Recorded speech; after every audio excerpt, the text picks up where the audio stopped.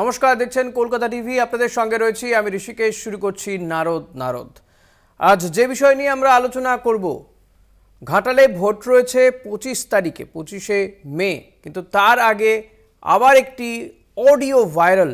আর এই অডিও নিজের এক্স হ্যান্ডেলে শেয়ার করেছেন ঘাটালের বিজেপি প্রার্থী হিরণ।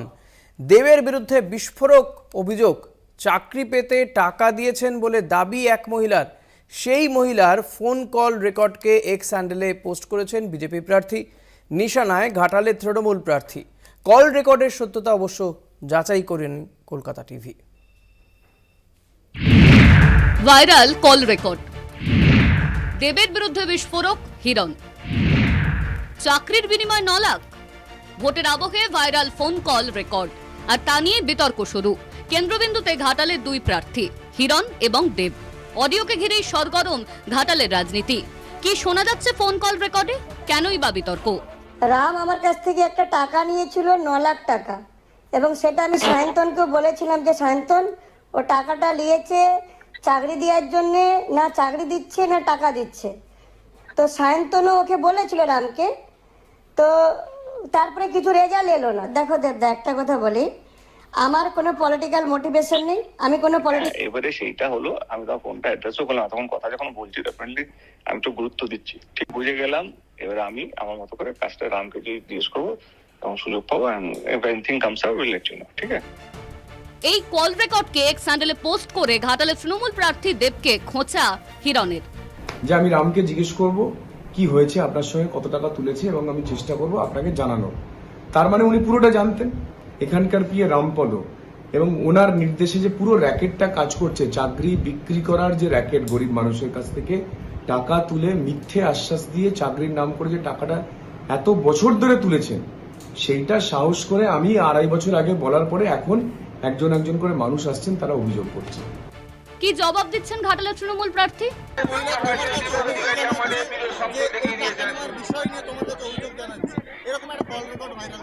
আমার কাছে কোনো এরকম কেমন খবর নেই, আমার আর নয়।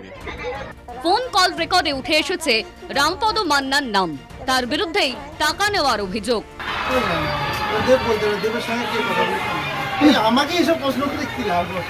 আমি এই প্রশ্ন কি করে বারবার কেন এরকম উদ্দেশ্য ফোন কল ভাইরাল হতেই আসরের দুই রাজনৈতিক প্রতিপক্ষ তদন্তের দাবি করছে বিজেপি, আর তৃণমূল বলছে হার নিশ্চিত জেনেই দেবের বিরুদ্ধে ব্যক্তিগত আক্রমণ। নিয়োগ দুর্নীতির তদন্ত এখন ইডি সিবিআই করছে আদালতের নির্দেশে। আমার মনে হয় এই বিষয়টি তাদের হাতে যাওয়া দরকার, এবং তারাই বিষয়টি তদন্ত করে উপযুক্ত দোষীকে সাব্যস্ত করে তার বিরুদ্ধে কঠোর দণ্ডনীয় ব্যবস্থা গ্রহণ করুক, এটাই আমরা চাই। প্রথম থেকেই দেখছি তিনি নির্বাচন প্রচার কম করছেন, ব্যক্তি আক্রমণ সব থেকে বেশি করছেন। তিনি যে আক্রমণ করে যে অপবাদ ছড়াচ্ছেন সেটা প্রমাণ করার দায়িত্ব তার। আর যদি প্রমাণ করতে না পারেন তাহলে প্রকাশ্যে সবার সামনে হাত জোর করে ক্ষমা চাওয়াটাও কিন্তু তারই উচিত। 25শে মে ঘাটাল লোকসভায় ভোট, তার আগেই এই কল রেকর্ডকে ঘিরে বিতর্ক তুঙ্গে। ঘাটাল থেকে মধুসূদন ভট্টাচার্যের রিপোর্ট, কলকাতা টিভি।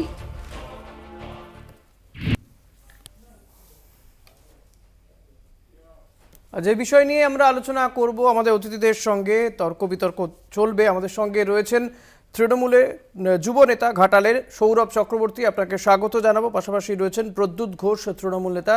আপনাদের দুজনকেই স্বাগত জানাবো আমাদের এই অনুষ্ঠানে। আমি প্রদ্যুৎবাবু আপনার কাছেই আসবো, যে বারবার ঘাটালের তৃণমূল প্রার্থীর বিরুদ্ধে এবং বিদায়ী সাংসদের বিরুদ্ধে এই দুর্নীতির সঙ্গে তিনি যুক্ত রয়েছেন, এই ধরনের অভিযোগ কেন উঠছে?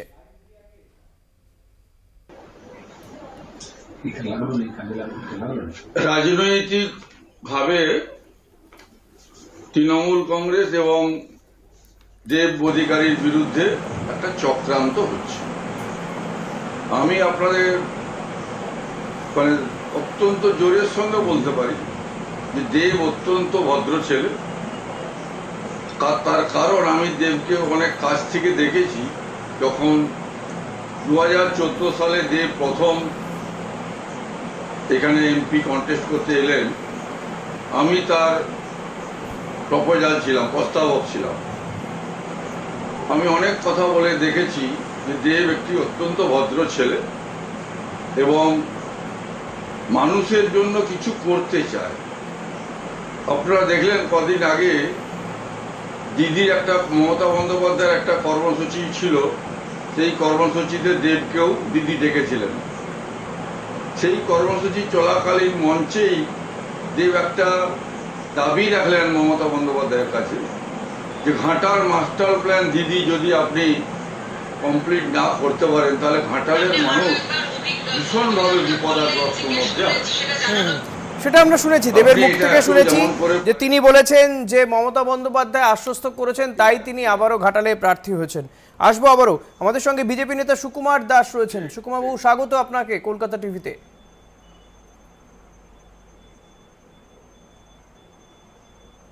সুকুমার বাবু, আপনার কাছ থেকে জানতে চাইব, ওই যে ঘাটালের আপনাদের প্রার্থী, বিজেপি প্রার্থী হিরণ, যে দেবের বিরুদ্ধে যে অভিযোগ নিয়ে এসছে, দেব তো তিনি বলছেন তিনি এই কল সম্পর্কে কিছু জানেন না।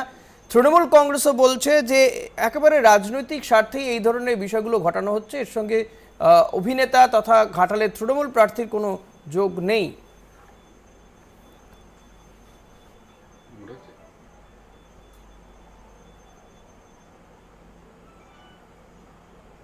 সারা পশ্চিমবঙ্গে সারা এলাকার মানুষজন জানে যে চাকরি চুরির বিষয় নিয়ে তৃণমূল কংগ্রেসের একদম বুথ স্তরের নেতৃত্ব থেকে কেন্দ্রীয় স্তরে, যে ওদের কথা অনুযায়ী কেন্দ্রীয় স্তরের নেতৃত্ব বলুন, সবাই সংযুক্ত। সুপ্রিম কোর্টের ভারতীয় আপনাদের মনে আছে নিশ্চয়ই, এই সুপ্রিম কোর্ট ইতিমধ্যে বলে দিয়েছে যে এটা একটা প্রাতিষ্ঠানিক চুরি হয়েছে, অর্থাৎ আপাতত স্থগিতাদেশ রয়েছে। অফিসারদের নিয়ে আপাতত থাকতে পারে, কিন্তু সুপ্রিম কোর্টের যে বক্তব্যটা আপনাদের নিশ্চয়ই খেয়াল আছে যে তারা বলেই দিয়েছে যে এটা প্রাতিষ্ঠানিক চুরি। এই প্রাতিষ্ঠানিক যারা চুরি করেছে, এতগুলো হাজার হাজার ছেলে মেয়েদের জীবন নষ্ট করে দিয়েছে, তাদের কাছ থেকে ওইসব কথাবার্তা শুধু অভিযোগ বললেন, এই অভিযোগ তো বাংলা, এই অভিযোগ সারা বাংলার চাকরি প্রার্থীদের, এই অভিযোগ তো শুধু বিজেপির নয়। না, আমি বলছি যদি কারো বিরুদ্ধে অভিযোগ থাকেই, কিন্তু সেটা কি বা তৃণমূল কংগ্রেসের কেউ কেউ যদি আমি ধরেও নিই যে অভিযুক্ত, তাহলে কি সবাই অভিযুক্ত হবে? সৌরভ, কি বলবেন?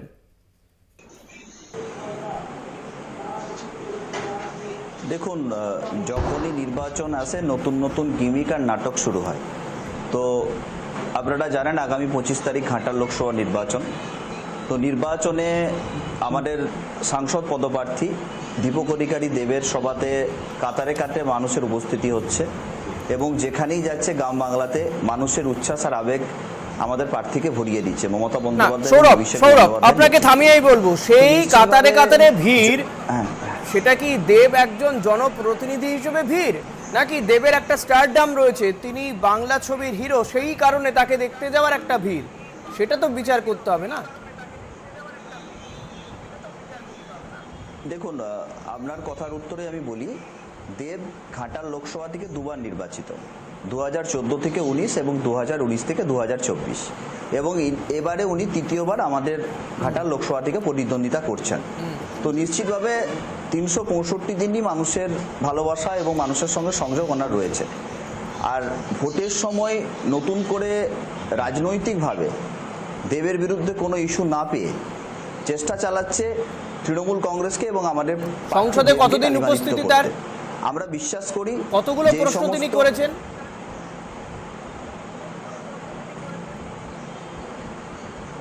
আমি একটা কথা বলি, দেখুন, ঘাটাল মাস্টার প্ল্যান দীর্ঘদিনের মানুষের দাবি। আজকে কিন্তু লোকসভাতে গিয়ে ঘাটালের মানুষের আবেগের কথা পার্লামেন্টে উত্থাপন করেছেন দীপক অধিকারী দেব, কিন্তু বিজেপির যে 18 জন সাংসদ বাংলা থেকে গেছিলেন, তারা কি কেউ এই দাবি উত্থাপন করেছেন?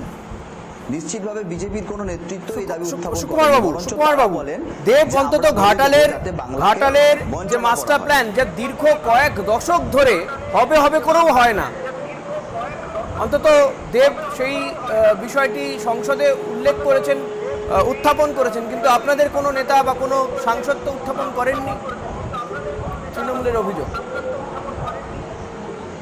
আপনাদের ইতিমধ্যে হিরণ একটা চিঠি আপনাদেরকে দেখিয়েছিল, যে দেব একটা চিঠি দিয়েছিল, চিঠির উত্তরে ওনার কাছে ক্ল্যারিফিকেশন চেয়েছিল, সেই ক্ল্যারিফিকেশন উনি দেননি।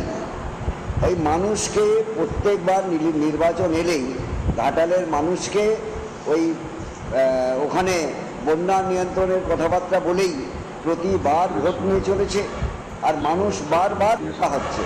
এইবার মানুষ সজাগ হয়েছে। সুকুমার বাবু, ঘাটালের মানুষ কি তাহলে ঘাটালের মানুষ এতটাই অবুঝ যে তারা বুঝতে পারছেন না বছরের পর বছর, দশকের পর দশক কেউ তাদেরকে বোকা বানিয়ে যাচ্ছে শুধু মাস্টার প্ল্যান হবে বলেই? দুবারের সাংসদ দেব, হ্যাঁ, মানে আপনি ঘাটালের মানুষকে এতটা আন্ডারএস্টিমেট করছেন?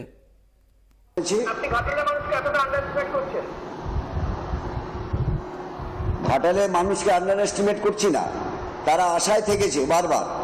মানুষ তো আশা নিয়েই বাঁচে, বারবার আশায় থেকেছে, ভেবেছে এবারে সে দেব নিশ্চয়ই করবে। বেশ, কিন্তু দেব তার নিজের, আপনি বলছেন আশা নিয়ে বাঁচে, সেই আশার জায়গাতেই বারবার করে আশা জাগিয়ে তোলা হচ্ছে, আসলে কাদের কাছে কিছু হচ্ছে না। আবারও আসবো আপনাদের কাছে, একটা ছোট্ট বিরতিতে যেতে হবে, বিরতির পর ফিরে আসবো, সঙ্গে থাকবেন।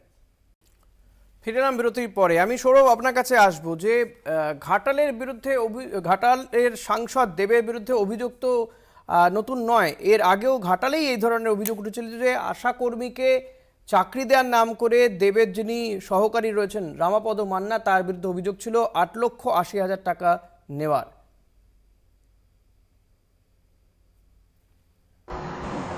দেখুন, অভিযোগ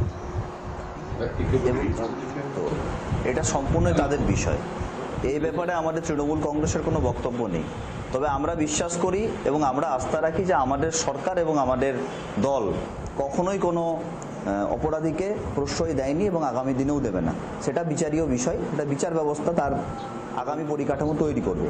কিন্তু একটা জিনিস আমি বলতে চাইছি বারবার আপনাদের মাধ্যমে, যে যখনই নির্বাচন আসছে তখনই অভিযোগ আসছে। 365 দিন সারা বছর কোনো অভিযোগ নেই।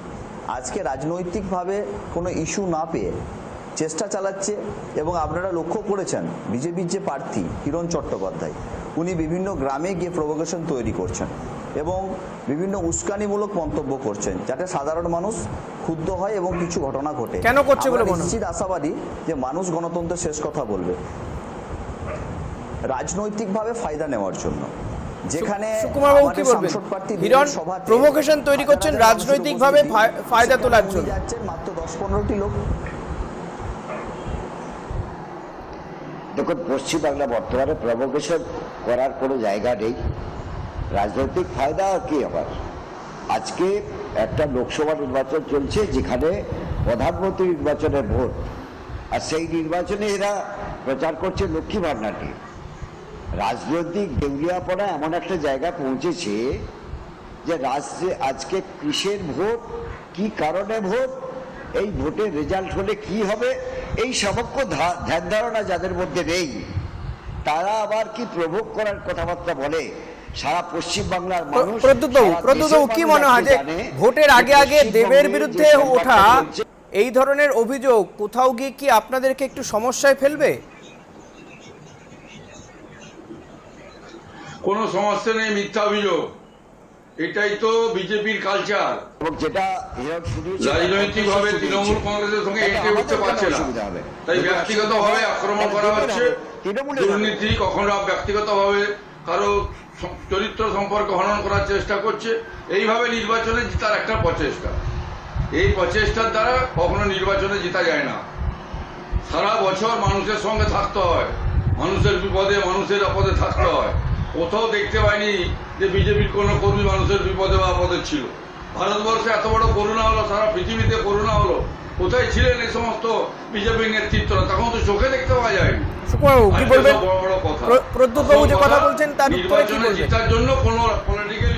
নির্বাচনে জেতার জন্য রাজনৈতিক কোনো ইস্যু নেই, তাই এই ধরনের মিথ্যে অভিযোগ করছেন আপনারা।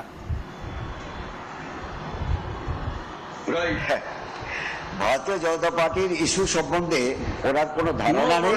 আমি ওনার কাছে অনুরোধ করব যে আপনি একবার আমাদের ওখানকার কর্মীদের বলবো আপনার কাছে পৌঁছে দেবে, আমাদের এবারের নির্বাচনী ইস্তাহার আপনার কাছে পৌঁছে দেবে। তাহলে বোধহয় আমি অনুরোধ করব যদি একবার আমাদের ইস্তাহারটা আপনি পড়ে নেন, তাহলে আপনার এই ভুল ধারণাটা অন্তত ভেঙে যাবে। আমরা দেশ গঠনের কথা বলছি, দেশকে এগিয়ে নিয়ে যাওয়ার কথা বলছি। বৈদেশিক শত্রুর বিরুদ্ধে আমরা শক্তিশালী একটা দেশ হিসেবে সারা বিশ্বে তুলে হ্যাঁ, ধরার কিন্তু সেটা বলতে গিয়ে চেষ্টা গত করছি। 10 বছরে কতটা কাজ আমরা করেছেন সেটা তো কম বলছেন। ভারতবর্ষ সেটাই তো বলছেন না আসলে। গত 10 বছরে নরেন্দ্র মোদী সরকারের কি কাজ হয়েছে সেটা কোথায় বলছেন? গত সৌরভ। 10 বছরে যেটা বড় বড় কাজ হয়েছে, শুনুন, গত 10 বছরে আপনারা না, না, নিজেই আপনাকে আমি উপলব্ধি এখানে করবেন নির্বাচনী জনসভার যে প্রচার করতে ভারতবর্ষে দেব এখন না আমি। প্রতি মিনিটে 1 আপনি কিলোমিটার বললেন রাস্তা তাই তৈরি হয়। তাই বলছি 1 যে কিলোমিটার উন্নয়নের কথা পিচ আপনারা রাস্তা বলতে তৈরি পারছেন না। হয়। সৌরভ, সংক্ষেপে শেষ করবেন, সময় শেষ আমাদের। এ তো আজব কথাবার্তা। আপনারা উন্নয়ন যদি দেখতে বুঝতে পেরেছি, শুনতে সুকুমার ওয়ার না সময় চান, নেই। তাহলে কি করে সৌরভ। বুঝবেন? আপনারা শুনুন। সৌরভের কথা শোনা যাচ্ছে না, অডিও দিতে বলবো। বিদ্যাসাগরের মূর্তি যারা ভেঙেছিল তাদের বিরুদ্ধে প্রতিরোধ করেছে, যাদের বিরুদ্ধে অভিযোগ তার বিরুদ্ধে সুকুমারবাবু বলুক। ভারতীয় জনতা পার্টির বিরুদ্ধে কাজ করেছি আর যারা কি করেছি। বিদ্যাসাগরের এখন মূর্তিকে আগামী ভেঙে দিনে আমাদের দিয়েছিল। কি টার্গেট রয়েছে? বিদ্যাসাগরের মাটিতে দাঁড়িয়ে বলছে আসলে সমস্যা হচ্ছে বিজেপি ভাবে না না ওদের তো নিশ্চিতভাবে এজেন্ডা ছিল 5 বছর এগিয়ে, আর বিদ্যাসাগরের উন্নয়ন মাটিতে পাবে political agenda আজকে ছিল। দিনটা। বেশ, আমরা ভাবি আরো বেশ, ভালো আজকে আর চলবে, সময় আমরা নেই। কি সুকুমার বাবু, ভারতবর্ষের সৌরভ বাবু, প্রধানমন্ত্রী- প্রদ্যুৎ বাবু, আপনাদের তিনজনকে অসংখ্য ধন্যবাদ সময় দেওয়ার জন্য। আজকে আর সময় নেই, আমাদের অনুষ্ঠান এখানেই শেষ করতে হবে। অনেক ধন্যবাদ আপনাদেরকে সময় দেওয়ার জন্য। ধন্যবাদ জানাবো আমাদের দর্শকদেরকেও যারা এতক্ষণ ধরে এই অনুষ্ঠান দেখছিলেন।